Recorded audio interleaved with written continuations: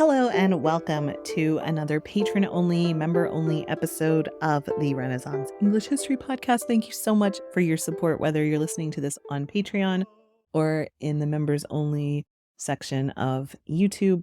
My YouTube membership is still brand new, so I'm not really sure what to call it yet, but I need to think about that. Anyway, no matter where you're listening to this, it means that you support my podcast, and I am so incredibly grateful to you for that. Thank you, thank you, thank you.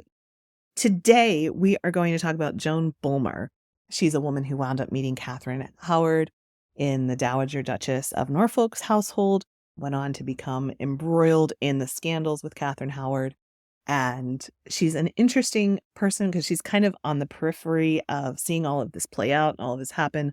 But, she was kind of in the inner circle as well. So we're going to talk about her. Joan Bulmer's story, which was set in the vibrant yet tumultuous time period in Tudor England, offers us a window into the complexities and often unseen aspects of court life.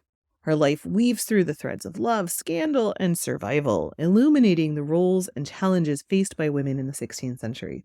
While much of Tudor history focuses on the monarchs and their consorts, figures like Joan Bulmer provide a deeper understanding of the period's social fabric.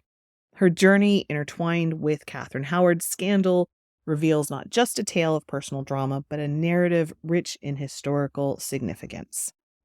As we delve into her life, we uncover a story of a woman navigating the treacherous waters of Tudor society, where personal choices often collided with the rigid expectations and norms of the time. Her early life, like that of many women, began in a manner typical of the Tudor period. She was born to a George Ackworth of Luton, and Margaret Wilberforce was her mother. Her childhood would have been steeped in the societal norms of the time. Women, especially those of a certain social standing, were often expected to marry young. Joan's life followed this script. She married a William Bulmer at an early age. It was likely arranged, meant to secure alliances and fortify social standings. However, little is known about the personal sentiments and aspirations that she might have harbored during these formative years. What is particularly interesting about her story is Joan's decision to leave her husband's house to enter service with Agnes Tilney, Dowager Duchess of Norfolk. This move, while not uncommon for young women of her time, marked a significant shift in her life. The Dowager Duchess's household was a place of prestige and importance, a hub for young ladies of noble birth to learn the intricacies of court life and etiquette. It was also kind of a Sodom and Gomorrah, if you want to believe certain narratives. But anyway, here Joan would have been trained in the arts of courtship, a vital skill for any woman aspiring to climb the social ladder of Tudor England. Her life in the Duchess's household opens up a fascinating chapter. It was a space that mirrored the grandeur and complexities of the royal court. The young women in this household were part of a unique social circle where they formed connections, learned the delicate art of navigating societal expectations, and, as was often the case, got embroiled in the politics and romantic intrigues of the period. For Joan, this environment was both an opportunity and a challenge. It was within these walls that she would encounter a young Katherine Howard, a woman whose fate would dramatically intertwine with her own. So the Dowager Duchess's household was renowned not just for its connection to nobility, but also as a training ground for young women of noble birth, like I said. The social structure was rigid yet dynamic. At the top was the Dowager Duchess herself, a figure of authority and influence, overseeing the education and conduct of young ladies under her roof. For someone like Joan, this environment was both a place of learning and a stage for social advancement. Her days would have been filled with lessons in courtly manners, embroidery, music, perhaps even reading and writing, skills deemed essential for women of her standing. But it wasn't all about refinement. There were also practical aspects of running a large household, which would have involved a fair share of duties and responsibilities. In this setting, Joan encountered Katherine Howard, cousin to Anne Boleyn, future Queen of England. Katherine, like Joan, was being trained for a life at court, though her destiny would take her much further into the heart of Tudor power politics. The relationship between Joan and Katherine in these early years is a fascinating aspect of Joan's story. They were companions, perhaps friends, sharing the experiences and expectations of young women in Tudor society. This bond, formed in the relative innocence of their youth, would later become a crucial element in the scandal that engulfed Katherine Howard. Joan's time in the Dowager Duchess's household was more than just a prelude to her involvement in one of Tudor England's most infamous scandals. It was a period of growth, learning, and the forging of relationships that would shape the course of her life. The skills and connections she acquired were invaluable. They also came with the burden of being part of a world where personal fortunes could change as quickly as the favor of the monarch. Joan's journey in this household laid the groundwork for her later life, a life that would be irrevocably altered by the events that unfolded within and beyond these walls. Another person that Joan crossed paths with was Edward Waldegrave, a figure who would play a significant role in her personal story. Waldegrave was from Rivers Hall in Essex, a man of notable status, a member of the gentry with connections that placed him comfortably within the sphere of Tudor nobility. His background, marked by privileges and expectations of his class, provided him with a certain standing in society, but also bound him to the intricate web of social and political norms of the period.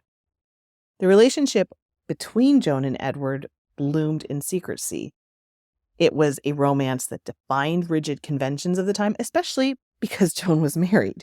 Their liaison was a delicate dance, balancing the thrill of a forbidden romance with the ever-present risk of discovery.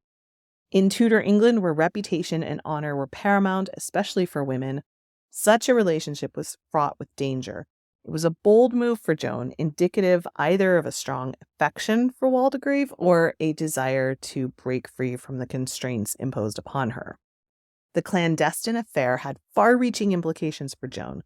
While it might have offered moments of personal joy and emotional fulfillment, it also placed her in a very vulnerable position. In a society where women's behavior was closely scrutinized and often judged harshly, Joan's involvement threatened to tarnish her reputation. It was a gamble in a high-stakes game where the penalty for losing could be severe.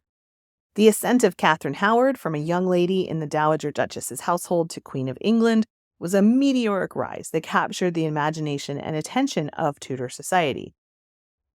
Joan watched her friend Catherine marry Henry VIII, was yet another surprising turn in the king's tumultuous marital history. For Catherine, this was the pinnacle of her climb within the social hierarchy, a leap that brought her from the periphery of power to its very center. Her journey to becoming queen was nothing short of extraordinary, especially for a woman whose early life was spent in the same environment as Joan Bulmer. Joan's own transition from the Dowager Duchess's household to the royal court was a significant shift as well. At court, Joan served as a chamberer, a role that involved attending to the queen and managing aspects of her daily life. This position placed Joan in close proximity to the highest echelons of power and gave her a front row seat to the intrigues and scandals of court life. Joan's time at court took a dramatic turn with the eruption of the scandal surrounding Katherine Howard. The queen's past, including her time at the Dowager Duchess's household, came under intense scrutiny, unveiling a history of relationships and indiscretions that were deemed unacceptable for a queen. Plus, she was probably having an affair with Thomas Culpeper. Joan found herself entangled in the scandal, her past with Catherine and her own affairs, especially with Edward Waldegrave, thrust into the spotlight. Her testimony against Katherine Howard was a pivotal moment in Catherine's trial, not only with the Queen's downfall, but then also for Joan. It was a testimony that carried immense weight, contributing to the tragic end of Katherine Howard. Joan's connection to Katherine Howard's scandal highlights the precarious nature of life at the Tudor court, where fortunes could change with startling rapidity. For Joan, this was a period marked by personal conflict and the harsh realities of court politics, where her own history and relationships became entwined with the fate of a queen. The fallout from Katherine Howard's scandal had wide-reaching consequences, engulfing those within her intimate circle. Joan was arrested. A stark turn of events was a direct result of her association with the queen and her own indiscretions. Her imprisonment brought to light the risks inherent in Tudor court life, where proximity to power could swiftly turn from privilege to peril. During her time in confinement, Joan faced not just physical imprisonment, but also the daunting prospect of legal and social ramifications. Like I said, this was a society where a woman's reputation was her most valuable asset. The scandal threatened to irreparably damage her social standing. The legal proceedings, fraught with tension and uncertainty, would have been a harrowing experience, a stark reminder of the tenuous nature of security and honor in Tudor England. Despite the turmoil, Joan emerged from this ordeal with her life, a fate markedly better than that of Katherine Howard. However, she found herself in a peculiar position. Legally a widow, although her husband, William Bulmer, was still alive. This status was a legal maneuver to navigate the complexities of her situation post-imprisonment. In this phase of her life, Joan had to employ shrewd survival strategies, navigating a society that viewed her with suspicion and disdain. Joan had to carve out a new path in a world that was less forgiving of a woman with a past. But she did manage to find a semblance of personal happiness and stability in her later years. She eventually did marry Edward Waldegrave, the man she had been romantically involved with. This was a significant milestone. Their marriage took place in June of 1556, after the official death of William Bulmer, her husband, was perhaps the culmination of a long-standing relationship that had survived the trials of scandal and separation. The union came years after their initial liaison, and that speaks to the enduring nature of their bond. Together, Joan and Edward had children, including Anne, Mary, Bridget, Edward, and Margaret, or Marjorie. This phase of her life, spent in the relative quiet of family life, was a stark contrast to the turbulence of her earlier years. It offered her a chance to establish a new legacy, one that was centered around her family and domestic stability. Joan's journey from a young woman in the Duchess's household to her final days is a narrative of survival, adaptation, and resilience. Her life was intertwined with significant historical events, and it offers a unique perspective on the experiences of women in Tudor England. Joan Bulmer actually lived a full life until 1590. She lived all the way into after the Spanish Armada, so she lived through much of the 16th century. And it seems as if she put this episode of the scandal behind her. So we will leave it there, my friends. Again, thank you so much for your support. Let me know in the comments what other people and events and episodes you would like me to focus on for these member-only episodes. I can't wait to do more of them. Thank you so much, and I will speak with you soon. Blow, northern wind, send who may be sweating. Blow, northern wind, blow, blow, blow. Ich hatte Bord in Bauerbricht, dat soll semlis und sich. Mens gevoel meiden of mich, fern freit von in all this wolfliche one, Bord blow.